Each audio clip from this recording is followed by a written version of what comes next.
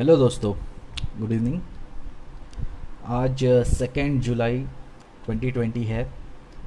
आपने देखा होगा कि कल जो मार्केट ने रैली दिखाई थी 10,450 के आसपास जाके कल 10,430 पे निफ्टी बंद हुआ था।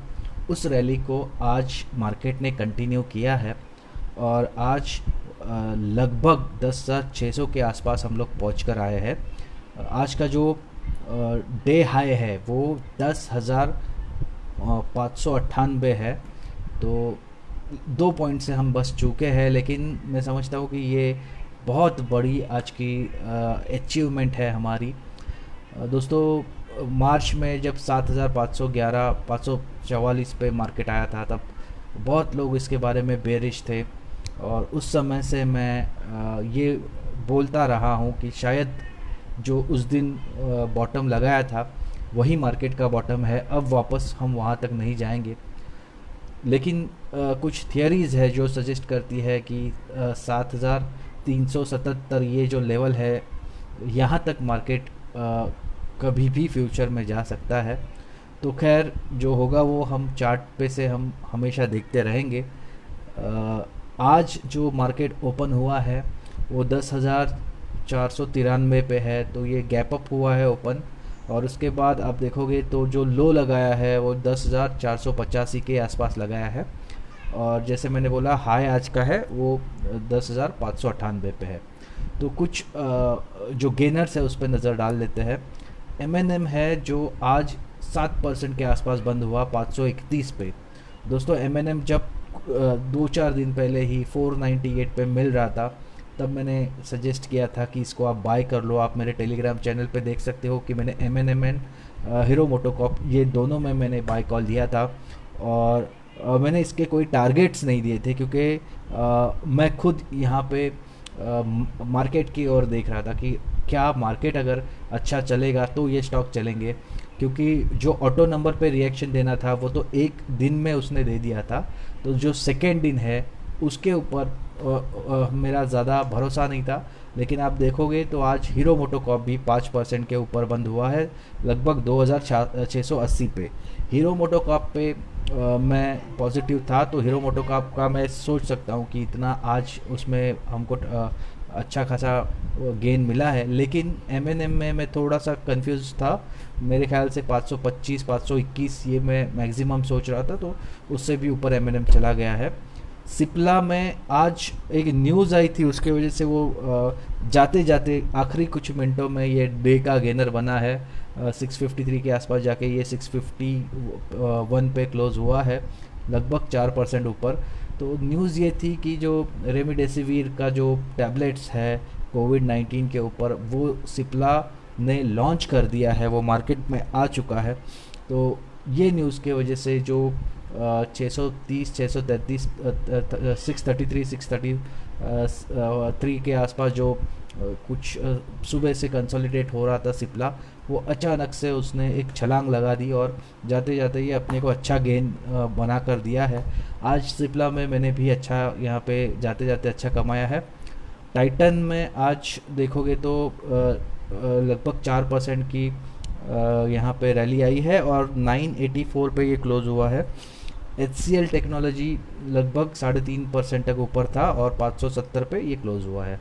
तो दोस्तों, हमने पहले देखा कि इन्फोसिस और TCS जैसे जो दिग्गज है, उन्होंने इस रैली को लीड किया है आईटी का, जिसमें Tech Mahindra, HCL Tech, NIT Tech, ये जो सेकेंड लीग के जो बड़ी कंपनीज है वो भी काफ़ी अच्छी चल रही है। अगर हम लूज़र्स पे एक नज़र रखें तो लूज़र्स में एक्सिस बैंक लूज़र है, लगभग 2% ही उसमें गिरावट है। ये काफ़ी अच्छा चला था जब उसमें शॉर्ट कवरिंग आई थी कुछ दिन पहले, वहाँ से ये थोड़ा बहुत करेक्ट हुआ है। UPL थोड़ा करेक्ट हुआ है, 1% नीचे जाके क्लोज हुआ है 442 पे। वेदांता 106 पे क्लोज हुआ है।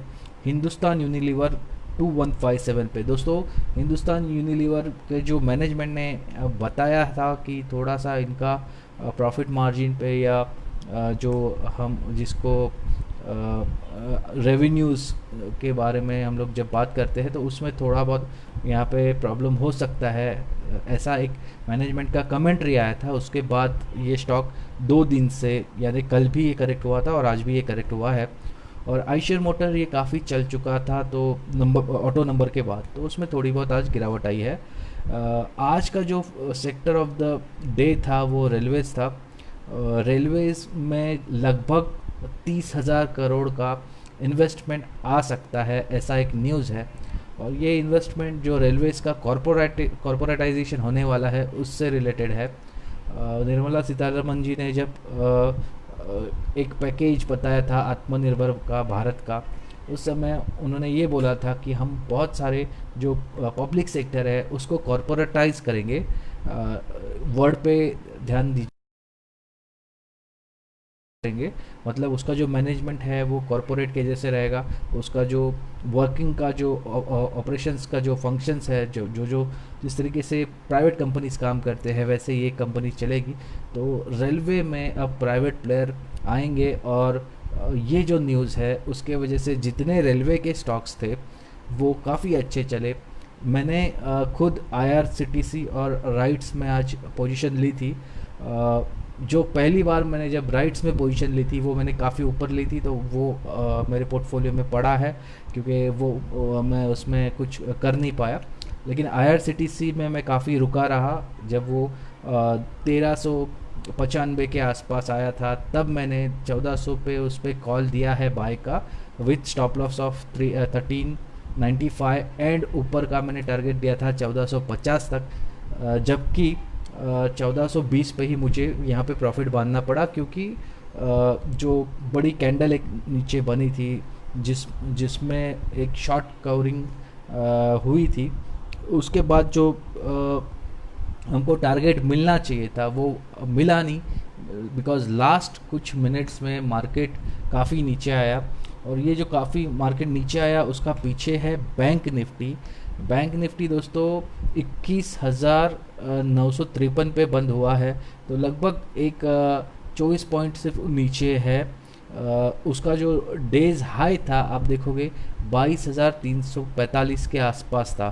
तो दोस्तों ओपन हुआ है ये 22,133 पे, तो और लो लगाया है 21,890 पे। तो आप देखोगे तो बैंक निफ्टी में आज खतरनाक, आज अच्छी चाल थी।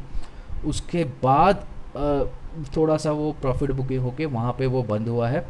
बंधन बैंक 6% था ऊपर, RBL बैंक लगभग 3% ऊपर था, IDFC बैंक 2% के आसपास बंद हुआ है, HDFC लगभग आधा % ऊपर बंद हुआ है, और SBI है जो कि कुछ आधा % ऊपर बंद हुआ है। तो इस तरीके से ये बैंक आज अच्छे चले हैं। ICICI bank, Kotak bank, PNB, axis bank थोड़े से नीचे गिरावट में बंद हुए हैं। तो उसके अलावा जो दूसरा सेक्टर आज चला है वो ऑटो सेक्टर है। 6,907 पे ये बंद हुआ है, 188.50 पॉइंट ऊपर, मतलब लगभग 3.25% ऊपर ये बंद हुआ है। मदरसन सुमी 7% से ऊपर था दोस्तों। मदरसन सुमी काफ़ी करेक्ट हुआ था और उसके बाद वहाँ से जो रैली चली है इसने बहुत अच्छा पैसा कमा के दिया है। ये छोटा स्टॉक था, इसलिए छोटा टिक साइज़ का स्टॉक था, इसलिए बहुत लोगों ने इसमें डिलीवरी ली थी और आज आप देखोगे ये 104 पे आकर रुका है। M&M की हमने पहले बात की। बॉश आज लगभग 5.5% ऊपर बंद हुआ है 11,900 पे, एंड इसमें BTST कॉल भी दिया है आज कुछ एनालिस्ट ने। और अमरा राजा बैटरी है जो 4% ऊपर बंद हुआ है। भारत फोर्ज और आइशर मोटर ये थोड़े निगेटिव में जाके बंद हुए। मिड कैप में आप देखोगे तो आज टाटा पावर डेज हाई, मतलब लगभग 50 के ऊपर डेज हाई उसने बनाया था और 8% पे 49.60 पे ये बंद हुआ है। दोस्तों टाटा पावर का राइट्स इशू का न्यूज़ है, उसके वजह से ये ऊपर चला है। लेकिन यहाँ पे एक फ्लिप ये है कि टाटा पावर्स का कुछ सोलार में भी अभी अच्छा खासा एंट्री होने वाला है, ज़्यादा इन्वेस्टमेंट सोलार में भी होने वाला है। तो मैं समझता हूँ कि ये स्टॉक जिसके भी पास है उसको जब भी ये 50 to 53 के आसपास आ जाए प्रॉफिट बांध लेना चाहिए। उसके बाद M&M फाइनेंस है वो 7% ऊपर था, नेल्को 5% ऊपर, वोल्टास जो टाटा ग्रुप की कंपनी है 4% ऊपर। और इस तरीके से ये जो कुछ मिड कैप्स है उन्होंने आज अच्छी रैली दिखाई है। लूज़र साइड में CESC, Idea, Canara bank, Ramco cement and Sun TV, ये कुछ है वो जो छोटे छोटे मतलब हम ये निफ्टी मिड कैप की बात करें तो वहाँ पे हार्डली कुछ 50 पॉइंट से ये नीचे है, 50% से 0.50% से, सॉरी। तो ये है आज का मार्केट का लेखा जोखा। आज आप देखोगे तो मार्केट में जो 10,600 का जो एम्बिशियस टारगेट था, जो मैं काफ़ी टाइम से बोल रहा था, वो लगभग अचीव हुआ है। तो मैं समझता हूँ कि इसके बाद क्या करना चाहिए, ये हमको थोड़ा इस पे टाइम बिताना इम्पोर्टेंट है। मैं समझता हूँ कल का एक दिन मैं नो ट्रेडिंग डे रखूँगा, क्योंकि कल मुझे ऑब्ज़र्व करना है कि इसके आगे मार्केट क्या करेगा। क्योंकि इतने हाई पे 10,600 के आसपास अब नया फ्रेश इन्वेस्टमेंट करने की मेरी हिम्मत नहीं हो रही है, क्योंकि मैं ये समझता हूँ कि नीचे से हम लोग काफ़ी ऊपर आए हैं। 7,500 से लेकर 10,600 तक ये कोई छोटी मोटी चाल नहीं है, ये काफ़ी बड़ी रिकवरी है, काफ़ी बड़ी रैली है। तो मैं समझता हूँ कि मार्केट यहाँ पे रुके ना रुके, मैं यहाँ पे रुक रहा हूँ। मैं यहाँ पे इस लेवल पे तो फ्रेश एंट्री नहीं करूँगा। 10,300 के आसपास अगर मार्केट आए तो मैं हो सकता है कि मार्केट में फिर से एंट्री करूँगा। तब तक मैं थोड़ा यहाँ पे सिर्फ स्टॉक स्पेसिफिक अगर कुछ मुझे आइडियाज़ मिली जहाँ पे मुझे काफ़ी वैल्यू इन्वेस्टिंग का कोई मौका मिलेगा तो मैं वो वैल्यू इन्वेस्टिंग करूँगा। कुछ दिन हो सकता है, 1-2 दिन हो या 5 दिन भी हो, ट्रेडिंग नहीं करने वाला मैं, कुछ सिर्फ वैल्यू इन्वेस्टिंग की पिक यहाँ पे ढूंढने का काम करूँगा। क्योंकि इतने ऊपर अगर हम कोई स्टॉक्स खरीद लेते हैं और मार्केट वहाँ से काफ़ी करेक्ट हो जाता है तो वो स्टॉक्स अपने पोर्टफोलियो में कितने दिन पड़े रहेंगे ये मुझे कोई अंदाज़ा नहीं है। इसलिए मैं समझता हूँ कि 10,600 के आसपास मेरा यहाँ पे जो ट्रेडिंग का जो हॉल्ट है वो बनता है। तो कल नो ट्रेडिंग डे रहेगा। जाने से पहले मैं निफ्टी का एक रेंज आपको बता देता हूँ। दोस्तों, निफ्टी 10,600 के ऊपर जब चला है तब ऑप्शन जो एफ.एन.ओ में जो लोग काम करते हैं उन्होंने अब 10,800 11,000 तक के ऑब्वियसली पुट्स यहाँ पे राइट करने शुरू किए हैं। और उसके अलावा आप देखोगे तो नीचे जो पहले 10,000 तक जो कॉल्स यहाँ पे राइट हुए थे वो अब ऊपर तक आए हैं, मतलब लगभग 10,300। इसको ही हम अब एक सपोर्ट समझ के काम करेंगे, क्योंकि मार्केट में लिक्विडिटी काफ़ी ज़्यादा है और ऐसा कोई निगेटिव ट्रिगर आ नहीं रहा है कि जिससे मार्केट यहाँ से काफ़ी करेक्ट हो। टेक्निकल गैप अगर भरने के लिए मार्केट थोड़ा बहुत नीचे आ जाए तो हो सकता है कि वहाँ पे हमको एक री एंट्री का मौका मिले। लेकिन मेरे ख्याल से 10,300 तक जब अगर वो आए तो मैं तो वहाँ पे एंट्री करूँगा।